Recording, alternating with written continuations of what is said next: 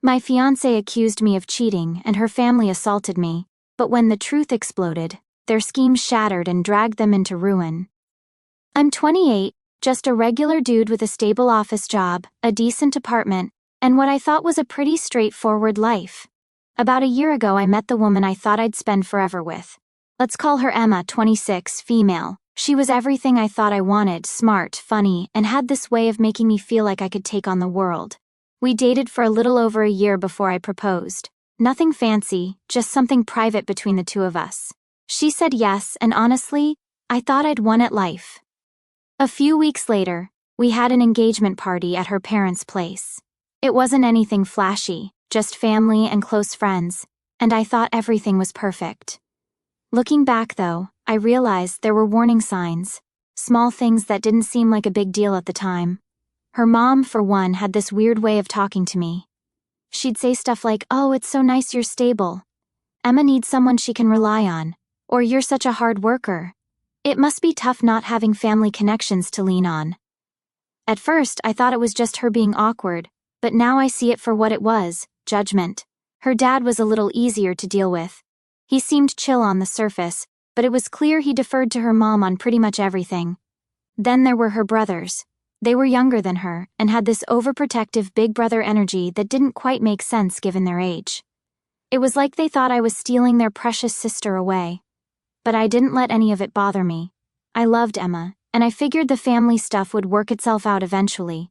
I mean, once we were married, they'd have to accept me, right? That's just how these things work, or at least that's what I told myself. Fast forward about 8 months into our engagement, and things started to get weird. It wasn't anything huge at first, just little things. Emma started acting more guarded, like she didn't trust me as much. She'd ask questions that felt off. "Who did you have lunch with today?" Or "Why didn't you text me back during your break?" I chalked it up to wedding stress. People get anxious when planning a big life event, and I thought that's all it was. But then, one random Saturday afternoon, she came into my apartment looking like she'd been rehearsing an argument all day. She had her phone in her hand, and the second she saw me she said, "We need to talk." Great. The 4 scariest words in any relationship. Forget I love you or will you marry me. This is the one that sends chills down your spine every time. I don't know about you, but those 4 words never mean something good. I put my phone down and said, "All right, what's up?" Instead of answering, she shoved her phone in my face. On the screen were these blurry, low-quality photos of me leaving a restaurant with a woman. I blinked at the screen, trying to figure out if I was supposed to recognize myself in the grainy, Bigfoot-level photos. Honestly, I've seen better resolution on memes. "That's Sarah," I said after a second. "She's a coworker. We grabbed lunch last week. What about it?" Emma folded her arms and stared at me like I had just confessed to murder. "What about it?" she repeated sarcastically. "How about the fact that you didn't tell me about it, or that you're sneaking around with another woman behind my back?" Her words hit me deep. This was Emma, the woman who used to look at me like I was her whole world, now staring at me like I was some stranger she'd caught in a lie. I couldn't understand how we got here. We'd built our relationship on trust, or at least I thought we had, but now she was acting like everything I'd ever said or done didn't matter. I asked, "Sneaking around? Are you serious right now?" "It was just lunch. We talked about work stuff. That's it." But she wasn't hearing me. "Do you think I'm stupid? I've seen this before. You're just like every other guy who says one thing and does another." At this point, I was starting to get frustrated. How could she believe something like this without even asking me first? It was like all the times I'd been honest, all the ways I'd shown her how much she meant to me, had just vanished from her memory. I said, trying to calm things down, "Emma, I'm telling you the truth. Sarah's a coworker, and we had lunch to discuss the project we're both working on. If you don't believe me, I can show you the emails we exchanged setting it up." Her expression didn't change. If anything, she looked angrier. "Emails? Oh, so now you're covering your tracks with emails? Unbelievable." I felt like I was in a trashy movie. No matter what I said, she was stuck in her own version of the story, and I was the villain. "Emma, listen to me," I said, trying to stay calm. "There's nothing going on between me and Sarah. I love you. I wouldn't cheat on you. Why don't you trust me?" She let out this weird, bitter laugh that didn't even sound like her. "Why don't I trust you? Maybe because you've been lying to my face this whole time. Lying. Are you serious right now? I shot back. When have I ever lied to you? You know me better than this. What's going on with you? She gave me this cold, dead stare. Do I though? Because right now I don't even know who you are. That one stung, not going to lie. I tried to keep my cool though. Come on, Emma, think for a second. When have I ever given you a reason not to trust me? You see some crappy photos and suddenly I'm a liar? Why wouldn't you just ask me first? You know I'd tell you the truth. She shook her head like I wasn't even worth the effort. Why should I? I saw the pictures. That's all I need to know. Seriously? You're going to hang everything on some blurry-ass pictures? I said. You didn't even stop to ask me what they were about. You're just jumping straight to the worst conclusion, like you've been waiting for an excuse. Her face was so cold, so unrecognizable, that for a moment I wondered if I'd ever really known her. She wasn't budging. It was like she'd already decided I was guilty the second she walked in the door. Nothing I said was going to change that. That's when it started to click for me. This wasn't normal. This wasn't her just being mad about some misunderstanding. This was her straight up thinking I was the worst person alive, like she wanted to believe it. I tried to be gentle. This isn't like you. What's really going on here? Why are you doing this? Still nothing, just that same closed-off look. So I took a shot in the dark. Let me guess, your mom's behind this, isn't she? She's been feeding you this garbage, and now you're just running with it. Her jaw tightened. She didn't say a word, but she didn't need to. That look told me everything. Wow, I muttered, laughing bitterly. So that's how it is. Your mom shows you a couple of crappy pictures, and suddenly I'm the bad guy. You'd rather believe her than me after everything we've been through. She didn't even flinch, just stood there like she was already done with me. That's when I realized I was wasting my breath. It wasn't just about the pictures. She'd already made up her mind. Someone had been in her ear, but whoever it was, they'd poisoned the well. And as bad as it felt in that moment, I didn't know the half of it. Things were about to get a hell of a lot worse. Now, as I was still sitting there trying to process what had just happened, I heard banging on my front door. Not knocking, banging like someone was trying to break it down. Before I even had a chance to ask who it was, the door flew open, and there they were, Emma's dad and her two brothers. They looked furious, and I could tell right away that they weren't here for a peaceful chat.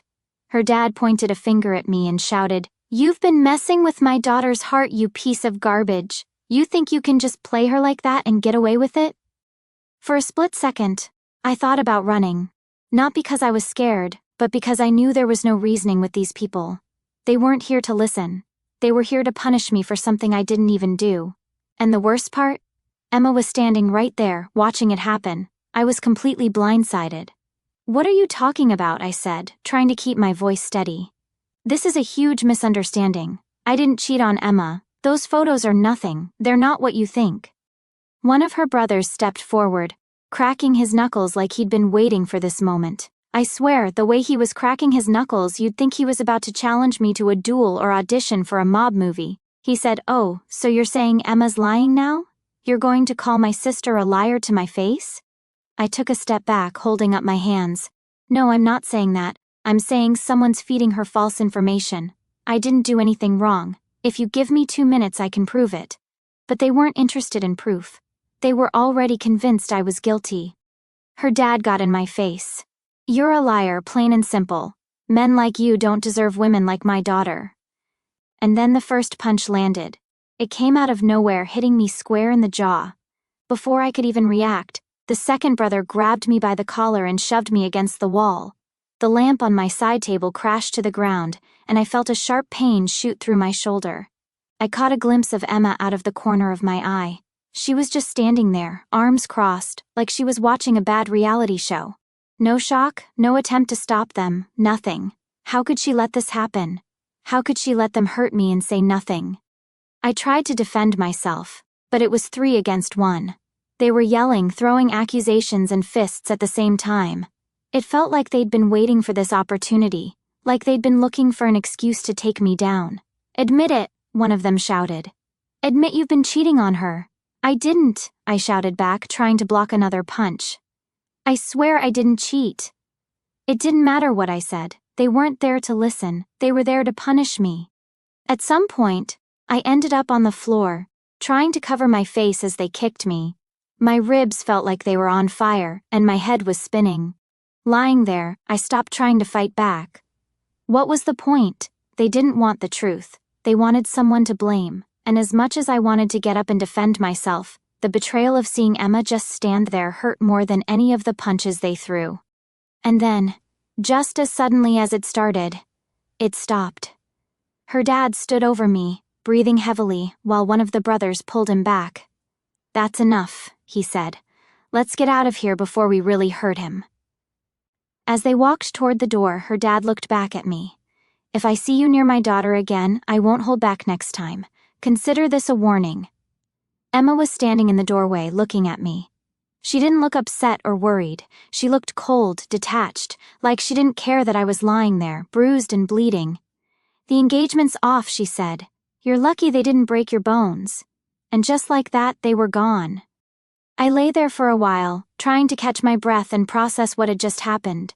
My living room was a mess, furniture overturned, a broken lamp, blood on the carpet. I tried to get up, but my body felt like it had been hit by a truck. Eventually, I managed to crawl to my phone and call a friend to take me to the hospital. The doctor patched me up, some bruised ribs, a split lip, and a mild concussion. He asked me what happened, and when I told him, he just shook his head. "You should report this," he said. "People like that don't stop unless they face consequences." I didn't know what to do. Every part of me was boiling. My fists clenched so hard my nails dug into my palms. I wanted to show up at their house and make them feel even a fraction of what they'd put me through, but I forced myself to stay in control, even though the anger was burning through me like fire. Forgetting about it, letting it go? No way. I'd been pushed around, falsely accused, and treated like I didn't matter for too long. They weren't getting away with this, not this time. By the time I left the hospital, I had made up my mind. I wasn't going to let them walk all over me. This wasn't just about the fight. It was about respect, about standing up for myself. The next day, I called a lawyer friend and told him everything. He listened carefully, then said, "You need to file a police report, and you need to do it now. The longer you wait, the harder it'll be to prove what they did to you." So I did. I went to the police station, filed the report, and let them take photos of my injuries. The officers were sympathetic, nodding as I explained what had happened. They assured me they'd investigate, but they also warned me that cases like this could take time. I should have felt some sense of relief, but I didn't. I just felt empty.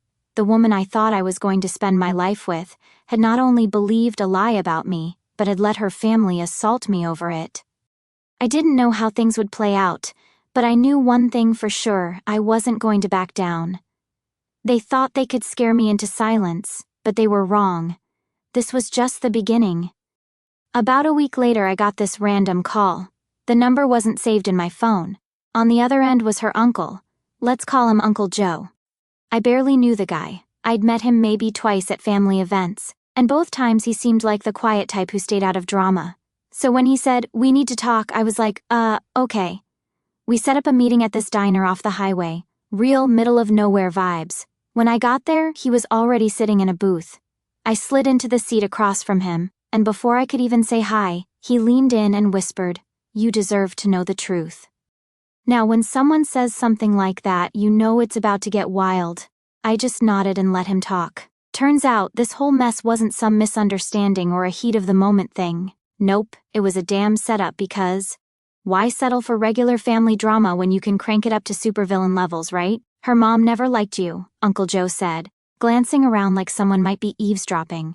"She's been trying to break you two up for months. She wants Emma to marry this other guy. Family friend, lots of money, big connections." I just stared at him, trying to wrap my head around what he was saying. "Wait, so you're telling me her mom framed me?" He nodded, looking kind of guilty, like he felt bad for even being related to these people. "She hired someone to follow you, take those pictures and make it look like you were cheating. Then she started spreading rumors, telling Emma you had a double life or some nonsense." "You've got to be kidding me," I said, leaning back in the booth. "And Emma just bought it? No questions asked?" He said that her mom's persuasive and Emma's always been kind of, let's just say, easy to influence. At this point I was pissed, like, beyond pissed. It wasn't just that they'd ruined my relationship, they'd trashed my reputation, wrecked my apartment, and left me with actual bruises. "Do you have proof of any of this?" I asked, trying to keep my voice steady. Uncle Joe nodded and pulled out a USB drive, sliding it across the table. Texts, emails, all of it. Her mom wasn't exactly subtle about what she was doing. I grabbed the drive and thanked him, though I didn't really know what else to say. My head was spinning. As I drove home, I kept replaying everything in my mind. Her mom had planned this whole thing, like, actually planned it, and Emma just went along with it. By the time I got back to my place, I was fuming. I plugged the USB into my laptop and started scrolling through the messages. Sure enough, there it all was in black and white. Her mom texted Uncle Joe's wife about hiring a photographer, telling Emma, "He's not good enough for you," and even coaching her on how to confront me. It was all there. The lies, the manipulation, the betrayal. I forwarded everything to my lawyer and called him up. "Dude, you're not going to believe this," I said. He listened as I explained, then said, "This changes everything. We're not just looking at assault charges anymore. This is premeditated, we're talking conspiracy." For the first time in days, I felt like I had some control over the situation. I wasn't just going to sit back and let these people ruin my life. The next morning, I handed the evidence over to the police. The detective who took my statement raised an eyebrow as he skimmed through the texts. "This is pretty damning," he said. "We'll be in touch." By now, word had gotten back to Emma's family that I'd filed charges. That's when the calls started. Her dad left a voicemail saying we needed to work this out like adults. One of her brothers texted me some half-assed apology about how they might have overreacted. And Emma? She sent this long, rambling text about how she was so confused and didn't know who to believe. Yeah, sure, now she's confused. Where was all this doubt when her family was rearranging my face? I ignored them all. I wasn't about to let them guilt me into dropping the charges. They wanted to play dirty? Fine. Let's see how they handle it when the law gets involved. But even as I stood my ground, I couldn't shake this nagging feeling of disappointment. Emma had been the one person I thought I could trust. I'd planned to spend my life with her, and now she was just gone. Still, I wasn't about to let that stop me from fighting back. If they thought I was just going to roll over and take this, they had another thing coming. So after handing over the proof to the cops, I figured things were about to get serious. What I didn't expect was how quickly Emma's family would start freaking out. I mean, these people went from, "We're going to ruin your life," to "Let's be reasonable" in record time. First, her dad called me. I didn't even recognize the number at first, but when I picked up, there he was, sounding all nervous. "Hey, we might have overreacted," he said, his tone way softer than the last time we'd spoken. "Let's talk this through. No need to involve the police." I almost laughed. This was the same guy who was ready to knock my teeth out a week ago, and now he wanted to play nice? "Talk to my lawyer," I said, keeping it short and hanging up before he could say anything else. Next came her brother, one of the ones who'd thrown punches. He texted me that long message about how they were just protecting their sister, and things got out of hand. He ended it with, "Let's settle this like men." Right, because real men ambush people in their own homes. I didn't even bother replying. And then there was Emma. She sent me a text from a different number, and honestly, just seeing her name pop up on my phone made me nauseous. Her message was all over the place. She said she was so sorry, that she'd been manipulated, and that her mom had convinced her I was cheating. "I didn't know what to think," she wrote. "Can we please talk? I miss you." Yeah, no. I wasn't falling for that. Where was this doubt when her family was trashing my place and leaving me with bruises? She had plenty of chances to talk to me, to ask for my side of the story, but she didn't. And now that the truth was out, she wanted to act like none of it happened? I left her on read. Meanwhile, my lawyer was loving the new evidence. "This isn't just a solid case," he said. "It's a slam dunk. They assaulted you based on fabricated evidence. The texts show clear conspiracy, and your injuries back it all up. They're in deep trouble." Hearing that felt good, but it wasn't like this was going to be an instant win. The cops were investigating, and that was going to take time. Still, knowing the law was on my side made it easier to deal with the constant calls and texts from Emma's family. A couple of days later, the first big development hit. My lawyer called to let me know the police had issued warrants for her dad, her brothers, and her mom. They were being charged with assault and conspiracy, and the cops weren't wasting any time. Apparently, when they showed up to arrest her dad and brothers, the two hotheads tried to argue with the officers.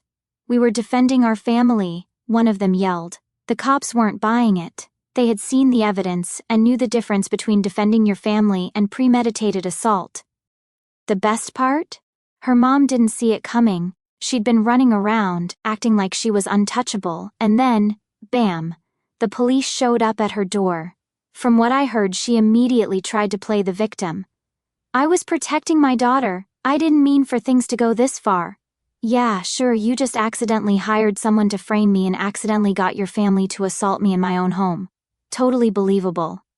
It was around this time that Emma started getting more desperate.